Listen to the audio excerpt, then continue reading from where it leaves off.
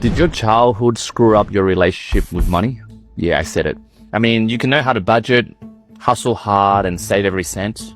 But if you grew up watching your parents fight over bills or stress about, mortgage repayments, your money mindset is probably more about survival than building wealth.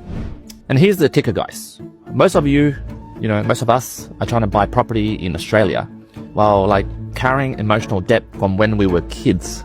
That inner 6-year-old, who felt, unsafe every time the electricity got cut off. That happened a lot when I was, 4 to 5, back in Cabramatta. And my parents were working 2 or 3 jobs, the migrant life, That person that is afraid of electricity being cut off when they were young, or the fights over money, that person, he or she that's watching that video, including myself, that person is still running your finances. So today, guys, in this video, I'm unpacking how early childhood trauma shapes our ability to build wealth, especially through property. Because I think the real strategy to break this pattern that I'm talking about today, that doesn't start with just cash or just talk about money, or cash, spreadsheets, and Excels and all that stuff, right? It really starts with healing, right? And that might sound kind of woo to you, healing, that's nothing to do with, rental yields, capital growth, all that, jargon, finance thing, right? But it's true, especially for myself, which I'll, give you more examples later in this video. Guys, real talk, right? Have you ever wondered why some people get nervous just opening their banking app? You might have the Contact app or whatever app you guys are using with your bank, right? That moment before you open it, especially when I was in my early 20s, there's this fear, is it enough? Did I spend too much this week? There's always this, I don't know, this sort of small anxiety that builds up, right? And, sometimes we interpret it as laziness, or it's just a stupid feeling, right? But being 40 years old now, I don't look 40 yet. I think that's trauma, all right? And that's childhood trauma, right? I read a lot about this before making this video, but according to Dr. Gabriel Marty, that's how he pronounces it. I'm very bad at pronouncing names. He says, trauma is not what happens to you, but what happens inside you as a result of what happens to you, end quote. And let that sink in, right? It's not what happens to you, but what happens inside of you that then comes out and manifests into the different choices you make in life. That's how I sort of interpret it, right? And most of us, especially if you're a child of migrants, right? Especially for me, coming from the Vietnam War and then coming here when I was 2, right? We grew up watching our parents scrimp every dollar, right? So frugal, looking at every single dollar, right? Like a bloody 80-year-old auditor every time you spend money, right? Luxury wasn't a thing, right? Sometimes electricity wasn't even a thing, right? I remember when it was 6 years old, electricity was just cut off. What happened? Yeah, we just didn't have enough. So, deal with it for the next 2 days. What? And I also remember, when I was 20, I was working 3 jobs. I don't know whether you guys know. I hustled hard, right? And I still felt broke. I was making okay money, bloody working 3 jobs, right? But I don't think I was financially broke. I feel right now, in hindsight, as I think about this, I was emotionally broke, right? I had this toxic guilt about spending, even $15 on a lunch out, right? I thought wealth was for, other people, right? Not me, not my family, but other people. At least that's what my dad always say, right? And, that mindset, I think that came straight from my childhood. And it also came a lot from the narrative that my parents always say, especially my dad. He was very negative with money and doing anything with it, right? So just to apply this to you guys who are probably, property investors or first-time buyers who are probably getting a bit cold feet to get into the market, I get it. But I'm telling you right now, guys, you can't build $1 million property portfolio while still living on a $5 trauma script from your past, right? If you're still thinking back then, I don't know whether you remember holding on to money as a small child. I remember I was I think 7 when I had the concept of money introduced to me. I was holding $5. And I was like so scared to spend it. Like, I think that person inside of us, if you haven't healed, like I spent a lot of time healing, but if you haven't healed, I think that person, that inner child, is still running your finances today. So right now, if you're thinking, okay, but Q, I've moved on, I'm working a full-time job, I'm working at some big, fancy firm, I earn decent money, right? Like, so what? Like, I've moved on. Guys, that's the real talk. Let's talk about why you still feel that's still not enough. Like, I feel like after, working in this industry as a mortgage broker for the last 15 years and helping like more than 10, 20,000 people, right? Like a lot of people, a lot of lending, a lot of strategies, a lot of like, different ways to invest and grow your property portfolio. You face a lot of conversation hurdles with people, and a lot of, like, I call them mindset blocks, right? And I feel like from that oversight of what I can see from where I am at the moment, I feel like there's this silent epidemic among the first-gen Aussies, right? Like, we're hardworking, we've done the degrees, right? Some of us are the first person to go to uni in our family. Our parents are like, oh my God, my kid went to uni, and they brag about it with their, other Asian parents, right? We experienced the grind as well, going through, school, getting that UAI, trying to, get over 90 and brag about it with other parents' kids, right? But I feel like no one taught us to invest. And it seems like investing is a taboo topic. Like, everyone is still scared to invest. And I believe that we're sort of programmed to protect. Like, our family taught us to protect but not grow, right? And I read a book one time. It's by the money author Lynn Twist. She said something like, scarcity is the great lie, right? Like, we're trained to believe there's never enough, right? And I do relate to that. Like, I still also feel this sense of scarcity. And that's why, I grind. You can see me coming on this channel every day, producing new videos. Obviously a lot of you guys, call me, book a call, business is great, but I still grind, right? There's never enough. And I feel like, I think Stephen Bartlett talked about it in Diary of CEO. He called it like toxic fuel. And I feel like a lot of my drive, 80% of my drive, is from that toxic fuel. And I think, like, for a lot of us, like our parents, that came from their sort of like, escaping Vietnam War mindset. Like, they taught us survival is the only thing, right? Survive, save, but don't trust the banks, right? Don't trust anyone else that tells you, hey, you can get a loan from us, and then you can use that to buy a property, and then that property will grow in value, and you get capital growth, and then you can rinse and repeat. Like, don't trust that system, right? Don't take risks, guys, right? And I don't want to say they were wrong in that. I mean, that works when your goal is safety. Like, that works when your goal is like, okay, there's war in this country, there's civil war, we need to escape this war, and we need to go to a new country and start a new life. We don't need to think about investing or growing or all this woo-woo stuff. We just need to get the F out of here and just survive. And I get that, right?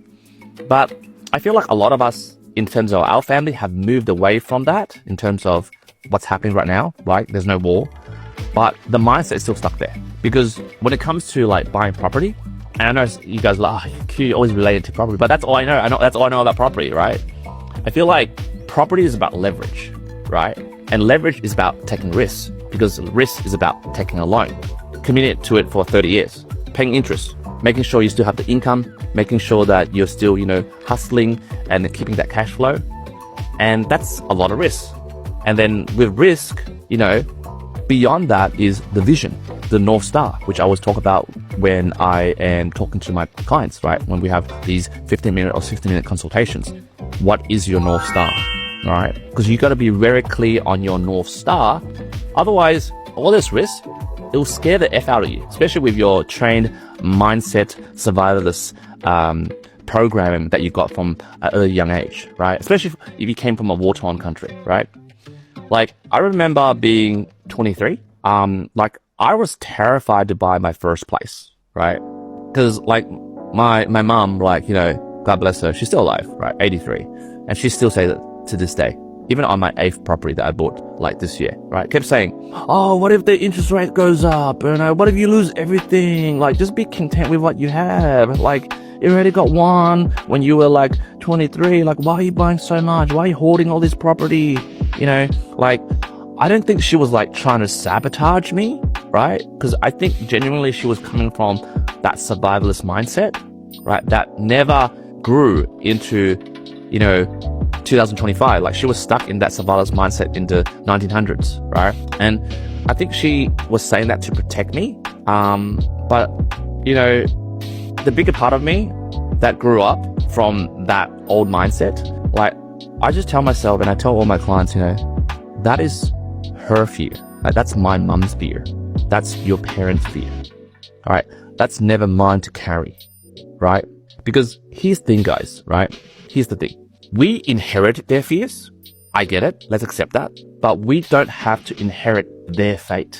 Like, to tell you the truth, if my mum lived the way she lived now, and I listened to her, she wouldn't be living in a property that I bought for her, right? She would still be renting from home to home to home to home, right? And that was why I bought her a property, because my dad passed away. I'm the youngest of 4 children. I have 3 bigger brothers. They're all doing their own stuff. They don't really care. So out of like fiduciary duty, I was the last hope. And lucky I didn't listen to her. Like, lucky I bought the multiple properties. That enabled me to cash out and then use that to buy another property, which now I am paying everything for her. She doesn't need to pay anything, and she's living in that property, right? So it's good that I didn't listen to her, because by listening to her, what she was scared of, like her survivalist mind, I'm going to have nothing, that would have been the end result. Do you see what I'm talking about, guys? So I don't want to tangent too much, but because I want to do, complete this video and talk about what I just mentioned that I will talk about. But I want to look at how does this fear actually play out when you're trying to buy a home or invest, right? Let's get more specific, because a lot of you guys watch this, bro, like, dude, get to the point. We're going to talk about like how like this trauma makes you self-sabotage. And I'll give you my example, right? Especially with property, right? And if you're watching thus far, this is going to hit hard, right? Like, what I'm trying to say is this unhealed trauma, it oftentimes shows up as procrastination. That's correct. Like, you're like, oh, cute, trauma. I've got a nice job. I'm saving a lot of money. I'm getting married. I bought a nice car. I've got all that migrant story that you're talking about. But, so what, dude? So what? Yeah. Like, that's what you don't see. You don't see the effect of that trauma that you're trying to like minimize and sweep it under the carpet. That stuff, when I talk to you guys, is showing up in procrastination, right? That is the sign of your trauma. Like, for example, you're over-researching, you people-pleasing, your family. I'm not gonna take risks. I'm gonna do more research before I buy. When you guys talk to me, you guys trying to people-please me.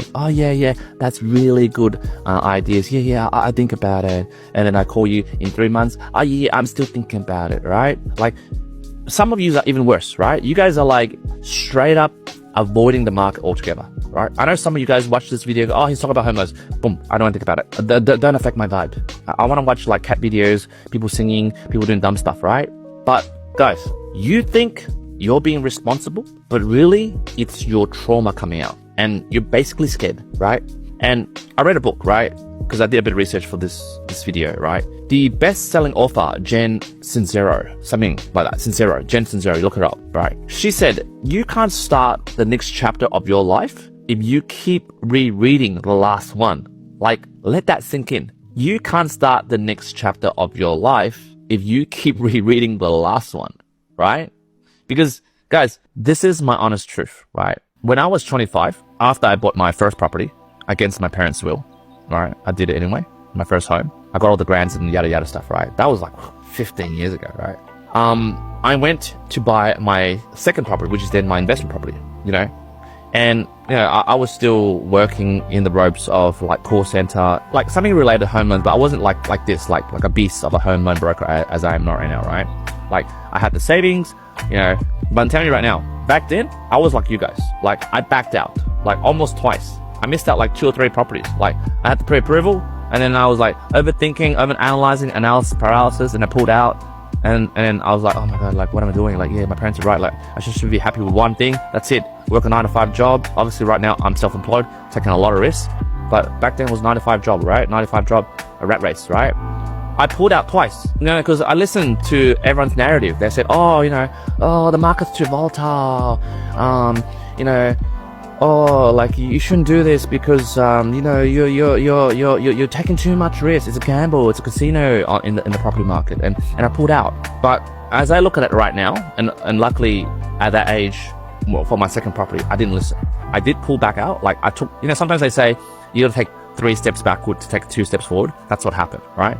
Like, me thinking about that situation right now, I was just scared of becoming my parents. Like, I was scared that if I bought the property, somehow I'll be against the sheep mentality, right? But luckily I didn't listen, right? So all I'm saying from this part of the segment of the video is that when you buy a property, it isn't just a financial decision, right? And a lot of people think, oh, it's just a financial decision, right? 1 + 1 = 2. Not really if you're coming from a migrant background like myself. And a lot of you share the same story, right? I feel like when you buy a property, especially when you just buy your first one, okay, cool, that's your home. But then you go on to buy your second one or your third one, that is more of an investment choice. And that is about taking calculated risks. That part requires an identity shift. And the reason why you need an identity shift is when you recognize that your identity is still rooted in fear and you're still playing small. And that's what I said to myself. That's when I looked in the mirror when I was 25. After pulling out 3 or 4 times, I looked myself straight in the mirror and said to myself, why are you playing small? Who is telling you to play small? And why do you need to listen? And that's when I snapped out, right? So then you guys will be thinking, well, Q, how the heck do you start shifting from that identity, right? Like, how do you stop repeating that trauma cycle that you're talking about? So right now in this video, let's get a bit deep, right? If you're still watching. All right. The philosopher Epictetus, can't pronounce his name, but amazing philosopher, right? But he said something that I don't agree. He said something like, that I don't agree. He said something like, wealth consists of not having great possessions, but in having few wants. And that is sort of like the same narrative that my parents had back then. They are religious. They were Buddhists. So obviously they believed in like renunciation. You shouldn't have a lot of possessions, blah, blah, blah. Read the Dharma, Nirvana, all that jazz, right? But I argue with that opinion by Epictetus, right? I feel like real wealth is when you can go to bed and feel like, yeah, I'm making the right investment moves. I'm growing wealth, right? And especially when you start listening to your nervous system, you're like, I'm not triggered because I decided not to do that. I'm triggered. I'm stressed. But now that I've made the decision to invest, to make that move, I feel at peace, right? Like, I don't know how to describe that in words, but I'm just trying to show you how I feel, right? Because I'm saying, guys, you can't build wealth in a dysregulated body, right? Like, I'm talking about this body. Because I'm not trying to go all woo-woo, because we all have a body. You can always watch our body and scan our body to feel like, how it's feeling. I reckon most of the times when I make poor decisions is when I don't listen to my body, right? For example, you work long hours and you get burnt out, but you keep going. You don't listen to it. You don't listen to the red flags. You get sick, and then you make more poorer decisions, right? And you just stress the F out of yourself, right? What I'm trying to say to you guys is start listening to your body every time you make a financial decision, right? Stop listening to what your parents or family members are saying to you. I mean, do take it with a grain of salt what they say, but it's not the end narrative. It's always about, okay, I'm going to make a financial decision to invest. My parents say, it's scary, blah, blah, blah, market's volatile.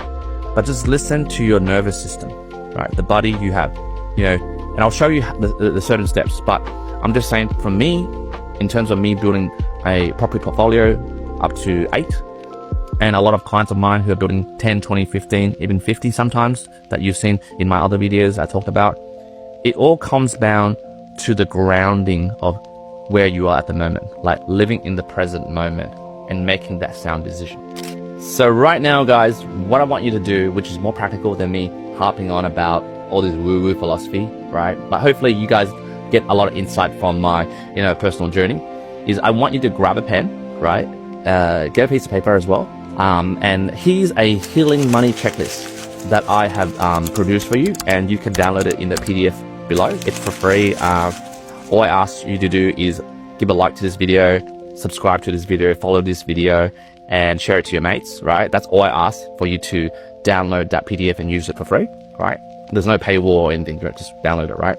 So I want you to pause this video, grab a pen, or like open your your notes app, whatever, right? Because this part could literally change your life, right? Like, if you ever felt stuck, right? If you felt anxious or overwhelmed about money, right? This checklist, and I did it myself, right? Is sort of like a starting point. It's sort of like, oh, all this woo-woo stuff, like, what am I supposed to do with it? This is all talk, right? This is the talk to the walk, right? And guys, at the end of the day, this is not about buying property. This isn't about, listen to all this woo-woo stuff, and I'm going to call Q, and he sounds really like a money coach, right? This is not about that. This is just for you to take away and do some grounding and start listening to your body, right? So right now, I'm going to put this PDF on this screen at the moment. I'm going to go through it with you guys, right? So this is the money healing before buying property checklist, right? So number one, we have journal your first memory of money, okay? I want you guys, with your pen and write down, ask yourself, when was the first time I felt fear or shame around money? Like, write it down. Don't overthink it. Remember, procrastination is a sign of your trauma coming out. And I can tell you, when you write that question down and you try to answer it, you'll be triggered, right? And then the next question is, what did I learn from my parents or caregivers about wealth or debt? And then write that down. Now, step 2, it says map out your family's money story. So I want you to notice or write down what patterns, sayings, or like attitudes your family had towards money, right? Like, was it scarcity? Was there like a hustle culture that was around the family? Was there like a fear of borrowing? Or were you like, some of my Aussie clients, like very relaxed, casual, it is what it is, kind of thing, right? Write it down. And this is not just for migrants, it's for everybody, right? It's just that I'm coming from a migrant story, and hopefully I don't want you guys to think, oh, he's only like targeting migrants. No. It's for everybody. It's a human history, a human lesson that I want to share with you guys from my own humble experience, of course. Like, I'm not trying to be like Muhammad Gandhi or something like that, right? So then next, step number 3 is learn your nervous system triggers around money. And I talk about that, right? Because I want to rewire your concept of your nervous system. It's not about when you get sick or you get a flu and you're like, oh, what's my nervous system like? Like, no, we're relating this to money. Money is a very taboo topic in any cultures, especially like Asian culture, but it doesn't limit to Asian culture. It could be like,